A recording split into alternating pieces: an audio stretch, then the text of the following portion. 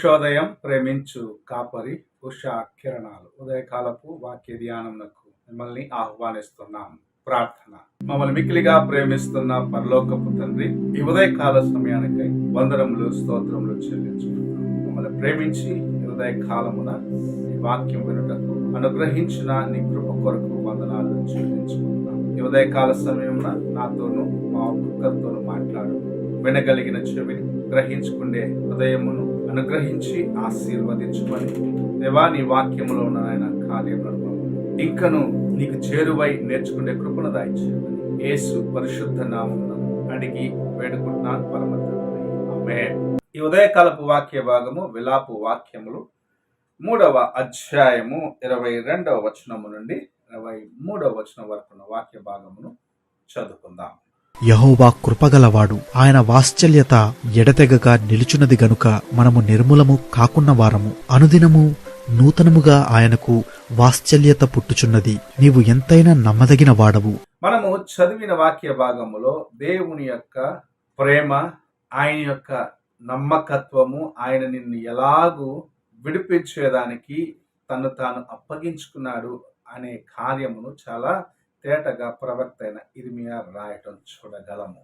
దేవుని యొక్క విశ్వాస్యత, ఆయన నిన్ను ఎలాగూ ప్రేమిస్తున్నాడు అని గ్రహించుకునేదానికి ఎన్నడైనా నీవు ప్రయత్నించి ఉన్నావా? ఇక్కడ మనం చూసినట్లయితే ప్రవక్త చెప్తున్న మాట, ఆయన ప్రేమ, ఆయన యొక్క నమ్మకత్వం, ఆయన యొక్క విశ్వాస్యత ఎన్నడూ ఆగిపోదు, ఎన్నడూ ఒక అంతము రాదు అన్న కార్యము ఎంతో ధైర్యముగా చెప్పగలుగుతూ ఉన్నాడు. నీ యొక్క స్నేహితుల యొక్క ప్రేమకు ఒక హద్దు ఉండొచ్చు, నీ కుటుంబస్తుల యొక్క ప్రేమకు ఒక హద్దు ఉండొచ్చు, నీ బిడ్డల యొక్క ప్రేమకు ఒక హద్దు ఉండవచ్చు, నీ భార్య నీ భర్త ప్రేమకు ఒక హద్దు ఉండవచ్చు. కానీ దేవుని ప్రేమ హద్దు లేని ప్రేమగా ఉన్నది. అందుకే ఆయన నిన్ను ఎలాగూ ప్రేమించినాడు అనేది నీకు తెలియనట్లుగా ఆయన శిలువ మీద తన యొక్క రుధిరం యొక్క చివరి బొట్టును కార్చినాడు. నేను ఇంతగా ప్రేమించిన తన యొక్క చేతులను చాచి ఉంచినాడు. తన యొక్క వీపు దున్నబడినప్పటికీ నిన్ను విడిచిపెట్టలేదు. నీకోసము సమస్తమును చేసేదానికి, సమస్తమును ఓర్చుకున్న వాడిగా, తను తాను అప్పగించుకున్న వాడిగా ఉండటం మనం చూడగలము.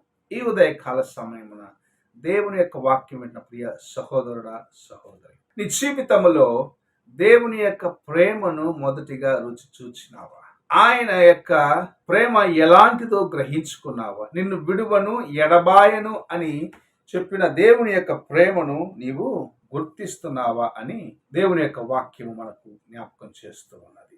ఎవరైతే తమ హృదయములను దేవుని యందు సరి చేసుకుంటారు, అనగా తాము చేసిన బలహీనతలను ఒప్పుకొని విడిచిపెట్టి దేవుని యొక్క హస్తములకు అప్పగించుకుంటారు, వారిని ఆయన క్షమించేవాడిగా, నమ్మదగిన వాడిగా ఉన్నాడని భక్తుడు రాయటం మనం చూడగలము. నీ జీవితంలో ప్రభు నిన్ను క్షమించినాడు అనే నిర్ధారణ నీకున్నదా? దేవుని యొక్క వాక్యం ప్రతి దినం ఆలకిస్తూ ఉన్నాను. ఆలయముకు వెళ్ళినప్పుడు సేవకులు చెప్పే మాట వింటున్నాను. ప్రతిదినము టీవీలో వచ్చే దేవుని యొక్క వర్తమానం చూస్తూ ఉన్నాను. ఇలాగూ అనేక సార్లు ప్రభు తన యొక్క వాక్యమును నీకు పంపించి నిన్ను హెచ్చరిస్తూ ఉంటే విన్న నీవు నీ హృదయములో ఒక చలనము కలిగి, ఈ కార్యము నేను చేస్తున్నది దేవునికి విరోధమైనది అని గ్రహించుకొని దేవుని హస్తములకు నీ హృదయాన్ని అప్పగించుకొని నీవు చేసిన బలహీనతలను ఒప్పుకొని విడిచిపెట్టే జీవితము నీలో ఉన్నదా అని ఒక్కసారి పరీక్షించుకోవాలి. ఎందుకంటే ప్రభు నిన్ను ఎంతగా ప్రేమించినాడు, ఎంతగా నీ కోసము తన యొక్క జీవితమును, అనగా తన యొక్క జీవమును ఇచ్చేదానికి సిద్ధపడ్డాడు అని నీ మొదటిగా గ్రహించుకోవాలి. నీ పాపము నుండి నిన్ను విడిపించేదానికి, నీ యొక్క బంధకముల నుండి నిన్ను విడిపించేదానికి, అంత మాత్రమే కాదు, నీవు ఆయన యొక్క స్వాస్థ్యముగా మార్చబడేదాని కోసము తన్ను తాను సిలువలో ఆయన అప్పగించుకున్నాడు. ఆయన ఎంత నమ్మదగిన వాడంటే, ఆయన పిలిచిన మాటకు లోబడిన వారి యొక్క జీవితమును ఒక గొప్ప ఆశీర్వాదకరముగా ఆయన మార్చినట్లు మనము చూస్తూ ఉన్నాము. అబ్రహాము తన యొక్క స్వదేశములో ఉన్నాడు, తన తండ్రితో పాటు ఉన్నాడు. దేవుని స్వరమును విన్నాడు. నీవు లేచి నీ బంధువులను విడిచిపెట్టి బయలుదేరమంటే బయలుదేరినాడు. నేను చూపించే దేశమునకు వెళ్ళమంటే వెళ్ళినాడు. ఆ దేశము ఎలా ఉంటుందో ప్రశ్నించలేదు. ఆ దేశాన్ని పాలు తేనెలు ప్రవహించే దేశముగా మార్చి ఆయనకు అప్పగించినాడు. అంత మాత్రమే కాదు, అబ్రహాము యొక్క విశ్వాసమును బట్టి, అబ్రహాము కలిగి ఉన్న విధేయతను బట్టి ప్రభు ఆయనని ఎంతగా హెచ్చించినాడంటే మనకందరికీ విశ్వాసులకు తండ్రిగా ఆయన మార్చబడ్డాడు. అయితే లోకము చేత ఆకర్షించబడి లోక కార్యములకు ప్రాముఖ్యతనిచ్చి దేవుని మరచిన వారి యొక్క జీవితంలో మనం చూసినట్లయితే వారు విడువబడిన వారిగా, వారు దేవుని ప్రేమను మర్చిన వారిగా, దేవునికి దూరం అయిపోయిన వారిగా ఉన్నదాన్ని బట్టి దేవుని యొక్క ఉగ్రత వారి జీవితంలో రావటం చూడగలం. ఆయన యొక్క ప్రేమను, ఆయన యొక్క విశ్వాస్యతను నీవు నమ్మాలి. ఆయన ఎంత నమ్మదగిన వాడు అనేది నేను గుర్తించాలని ప్రభు ఆశిస్తూ ఉన్నాడు. లోతు భార్య జీవితం మనం చూసినట్లయితే సొదొమ గొమొర్రా బయటికి రా అని చెప్పి బలవంతముగా లాక్కొని వచ్చినప్పటికీ అక్కడ ఉన్న ఆకర్షణ వైపు వెళ్ళినది. దేవుని యొక్క హెచ్చరికను, ఆయన మాటలు నిర్లక్ష్యపరిచినది. చివరికి ఉప్పు స్తంభంగా మార్చబడినది.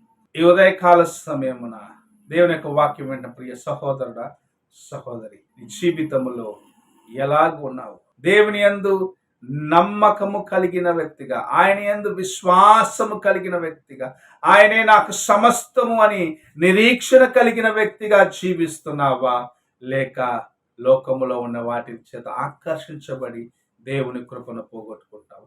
నీవు లోకము చేత ఆకర్షించబడినట్లయితే దేవుని ప్రేమ యొక్క విలువను గుర్తించలేవు. అయితే నీవు దేవుని ప్రేమను గుర్తించినట్లయితే లోకములో ఉన్నవన్నీ నీకు చెత్తలాగానే కనపరుస్తాయి. ఈ ఉదయకాల సమయమున ప్రభు నీతో మాట్లాడుచున్న కార్యం, లోకములో ఉన్న చెత్తను విడిచిపెట్టు, లోకములో ఉన్న పనికిరాని కార్యములను ప్రక్కన పెట్టు, నా యందు నమ్మిక కలిగి ఉండు, నన్ను విశ్వసించు, నా ప్రేమను గుర్తించు, నీ జీవితమును నేను ఆశీర్వాదకరముగా మారుస్తానని ప్రభు సెలవిస్తూ ఉన్నాడు. ఈ ఉదయకాలంలో ఎలాగున్నావో ఒక్కసారి నీ యొక్క హృదయాన్ని పరీక్షించుకో, ప్రార్థన చేసుకో.